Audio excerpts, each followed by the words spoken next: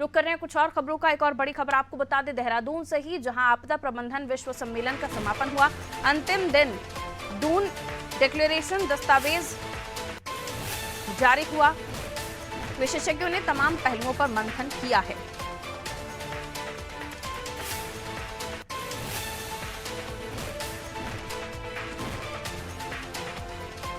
तो 4 दिवसीय आपदा प्रबंधन विश्व सम्मेलन का समापन हो गया है। आपदा प्रबंधन पर आयोजित विश्व सम्मेलन के अंतिम दिन जो है दून डिक्लेरेशन दस्तावेज जारी हुआ। 4 दिनों तक वैज्ञानिकों और विशेषज्ञों ने डिजास्टर मैनेजमेंट से जुड़े तमाम पहलुओं पर मंथन किया है। हाल ही में एक बड़ा ऑपरेशन, बड़ा रेस्क्यू हुआ है सलक्यारा टनल का, उत्तराखंड में, किसी से छिपा नहीं है। पूरी देश दुनिया में उसकी चर्चा हुई और पूरी देश दुनिया में हमारी तमाम टीमों की तारीफें हुई हैं। और ऐसे में ये जो वैज्ञानिक और विशेषज्ञों ने डिजास्टर मैनेजमेंट से जुड़े तमाम पहलुओं पर मंथन किया है, ये क्यों किया गया है, क्या कुछ ये विश्व सम्मेलन हुआ आपदा प्रबंधन का, जिसमें क्या कुछ निकलकर सामने आया, जानकारी ले लेते। सोनू हमारे साथ जुड़े हैं। सोनू, देखिए, जिस तरह से उत्तराखंड के तमाम लोग कई बार आपदाओं का दंश झेल चुके हैं और जो हिमालय का बदलता हुआ स्वरूप दिखाई दे रहा है, और खास तौर पर हिमालयी बेल्ट के जो राज्य हैं, इनमें आपदा प्रबंधन से संबंधित किस तरीके का तंत्र विकसित किया जाए, कैसे आपदा का न्यूनीकरण किया जाए और त्वरित गति से आपदा से कैसे निजात दिलाई जा सकती है, ये तमाम ऐसे पहलू हैं। जैसे दिनों दिन जलवायु परिवर्तन हो रहा है और खास तौर से बरसात के समय में कई बार उत्तराखंड के लोग आपदा का दंश झेलते हैं और यहाँ आने वाले बाहरी क्षेत्रों से जो पर्यटक आते हैं वो भी कई बार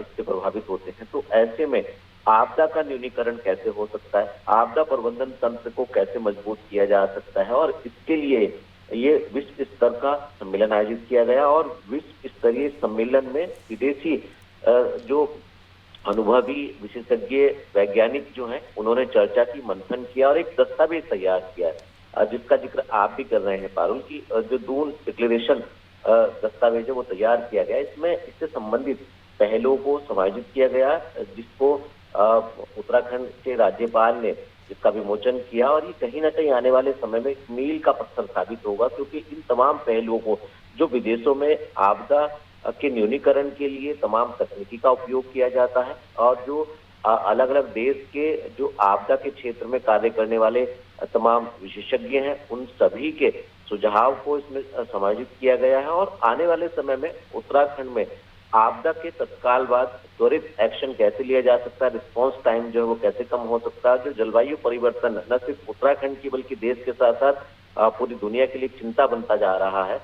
इसको लेकर के भी मंथन किया गया है। अलग अलग सत्र में अलग अलग देशों के विशेषज्ञ और वैज्ञानिकों ने मंथन किया है, और इसका एक मसौदा हम कह सकते हैं कि दून डिक्लेरेशन के नाम से तैयार किया गया है।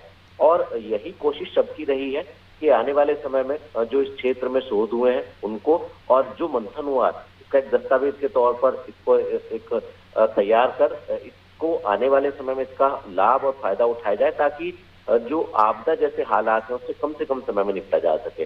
अब देखना होगा कि 4 दिनों तक ये जो देहरादून में मंथन हुआ, जो अंतर्राष्ट्रीय स्तर का मंथन हुआ, आने वाले समय में इस मंथन का आपदा के दौरान किस तरीके का फायदा, किस तरीके के जो प्रबंधन तंत्र है वो मजबूत होता नजर आएगा।